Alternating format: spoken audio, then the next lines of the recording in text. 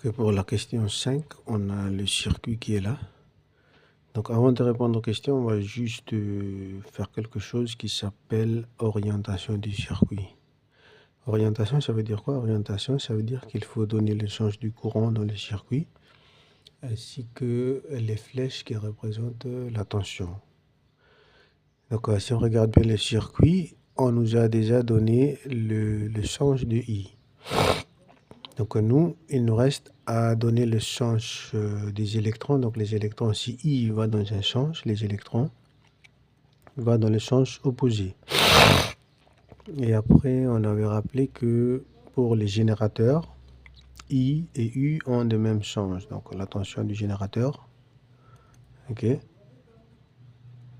elle a le même sens que l'intensité I. Par contre, pour le condensateur, comme c'est un récepteur, si I il descend, donc la tension du condensateur va monter. Okay? Donc ça, c'est une partie sur le rappel. Donc la question 5, on vous dit que à t égale 0, on va fermer l'interrupteur ici. Ok. Si on ferme l'interrupteur, la question 5, il nous demande que est-ce que le condensateur il est chargé ou bien déchargé.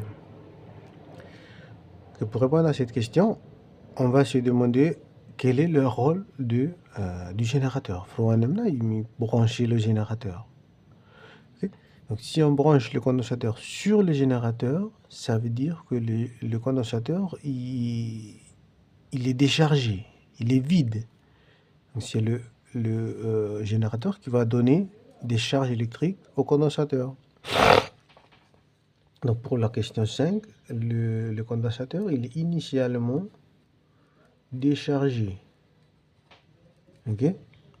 Donc on va en profiter aussi pour répondre à la question 12, à la fin de la charge. Ok? Donc quand la charge il est complet, ça veut dire que le condensateur il est chargé. Tension bleue, même il faut le maximum. Ok?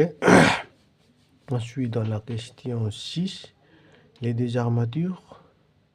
Okay? Au départ, il me c'est moins. Plus, moins, plus, moins, plus, moins. Plus, moins, plus, moins, plus, moins. Okay? À la fin, on n'a que des plus ici et des moins l'autre côté. Okay? Donc, pour la question 6, on a le même nombre de charges. Okay? Le même nombre de charges à gauche et à droite. La question 11, on a le même nombre de charges, donc ici même nombre de charges. À la fin de la charge, on a même nombre de charges aussi. Même nombre de charges. Mais les signes sont opposés. Les signes opposés. Okay? Parce que tous les électrons qui étaient là, okay? Les moufs, les constants side. Donc au départ, c'est déchargé, ça veut dire qu'on a le même nombre de charges partout. À la fin, c'est chargé. On a le même nombre de charges toujours, mais de signes opposés sur chaque armature. Ensuite, question 7. Question 7. L'intensité du courant. L'intensité du courant. Pendant la charge du condensateur, l'intensité du courant, elle est maximale au départ. Okay? Maximale au départ. Okay? From moment, c'est au départ, il y a full up électron, il y a out. Les gammes l'ohen, là, c'est l'électron passe, puis il n'y a 0. Donc, elle est maximale au départ. Et ensuite, elle est minimale à la fin pour la question 12. Pour la question 12, elle est minimale. Ensuite, pour la question 8, la tension entre les deux armatures, elle est maximale, pardon, elle est minimale. Okay? Minimale, même au départ. Et à la fin, pour la question 13, elle est maximale. Okay? Pour la question 8 et la question... Voilà.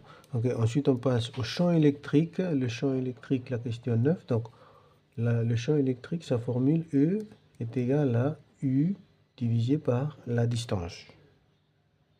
Donc, on peut dire que E, il est proportionnel à U.